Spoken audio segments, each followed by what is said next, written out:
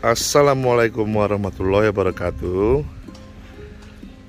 Ya, ini melanjutkan video yang kemarin. Kemarin masih proses backcasting dan ini sudah tahap pengecoran slop. Jadi slopnya memang kita besarkan dimensinya dengan harapan dapat menghambat rambatan air tanah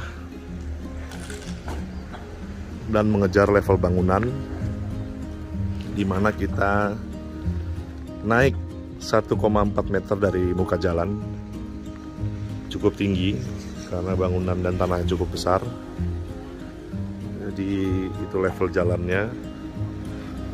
Ini level jalan. Naik ke sini kurang lebih 1,4 meter. Untuk pembesiannya kita pakai besi 13 semua, ulir sampai ke bawah, sambungan ke pedestal, kolom sampai ke pedestal. Untuk dimensinya diperkenankan oleh klien kita selevel dinding, jadi dimensinya kurang lebih 15 cm kali 30. Pondasi ini biasa dipakai untuk pondasi atau kolom struktur ini biasa dipakai untuk ukuran bangunan 2 lantai.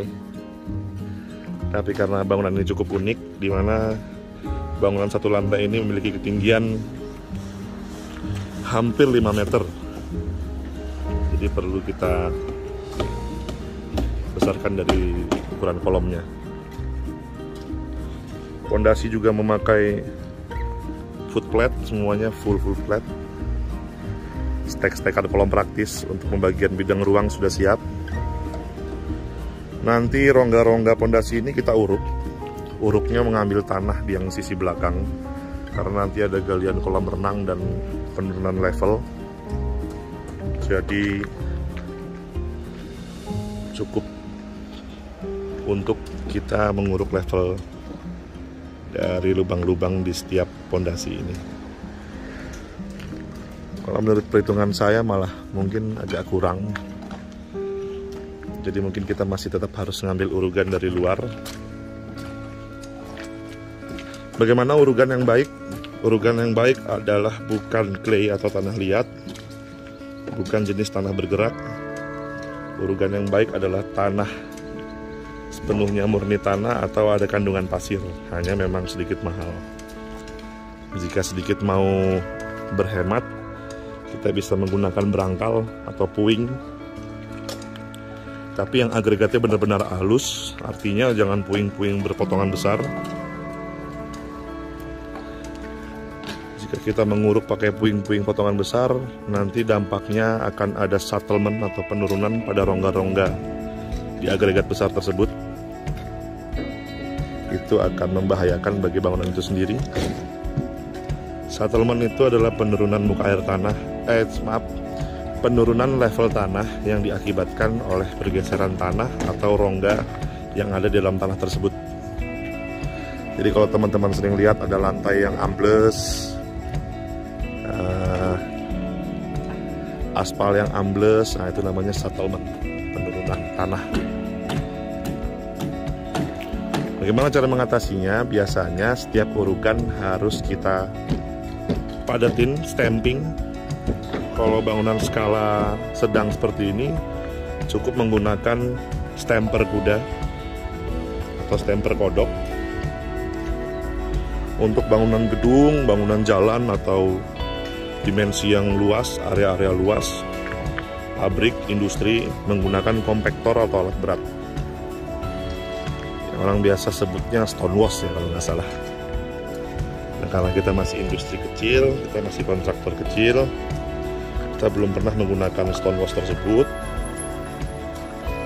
Kita hanya menggunakan stemper kuda. Gunanya untuk apa stemper tersebut? Pemadatan. Untuk pemadatan tanah tadi agar meredius atau mengurangi potensi penurunan pada tanah.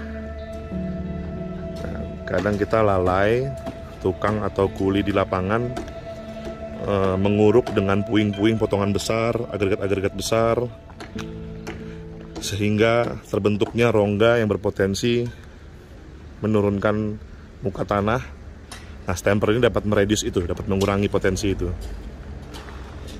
Jadi pekerjaan teknis itu benar-benar diperhatikan dari hulu hingga ke hilirnya. Ya. Pekerjaan struktur, pekerjaan bangunan tidak melulu soal finishing, tidak melulu soal konsep. Jadi ada hal-hal teknis di lapangan yang perlu kita tahu. Mulai dari pondasi sampai slop, kolom, balok, hingga pasangan dinding, semua harus dipikir benar. Karena di setiap daerah, di setiap lokasi selalu berbeda kasus atau permasalahannya. Nah, untuk di lokasi ini kendala berat yang cukup berat yang kita temukan adalah saat galian pondasi ketemu batu-batu yang cukup besar. Bahkan ada batu yang besarnya hampir sebesar becak.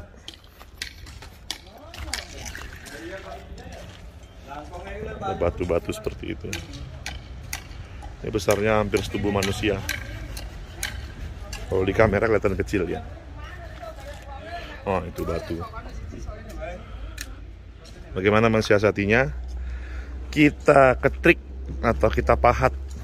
Karena batu itu penanda bahwa kontur tanah ini cukup padat. Jadi daripada harus kita angkat, lebih baik kita coak dia. Kita cor sesuai balok ikatan slop yang kita butuhkan. Bagaimana cara coaknya ya? Kita undang tukang patung. Pokoknya harus bisa. Semua jika dipikirkan sama-sama, dikerjakan sama-sama, pasti bisa. Nah, ini untuk galian pondasinya, ini tergenang air, nanti kita kerjakan susulan. Kita harus nyari level di depan dulu, karena kalau kita gali di sini nanti takutnya nggak ketemu levelnya. Karena ada sedikit masalah juga di sisi pagar. Pagar existing ini posisinya ada di atas level rencana bangunan. Jadi dilematisnya adalah kalau kita menaikkan level bangunan dari depan untuk mengejar level tanah di sisi belakang sini, nanti bangunannya bisa naik 2,5 meter dari jalan. Wah, itu akan jadi lucu nanti. Sementara klien memperkenankan sisi belakang ini harus di bawah level dari bangunan utama. Artinya tanah yang kita lihat ini akan kita kepras semua, kepras dan uruk ke pondasi depan tadi. Jadi kita substitusi galiannya. Ya, insya Allah cukup lah. Kalau kurang pun paling hanya sekian kubik atau sekian rit.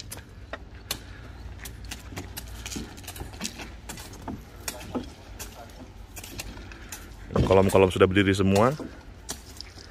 Nanti kita akan lanjutkan video kita saat mulai pasangan dinding. Jadi segitu dulu untuk video pondasi dan slop dari bangunan villa ini. Sampai ketemu di video selanjutnya. Assalamualaikum warahmatullahi wabarakatuh. Terima kasih sudah menonton. Jangan lupa subscribe.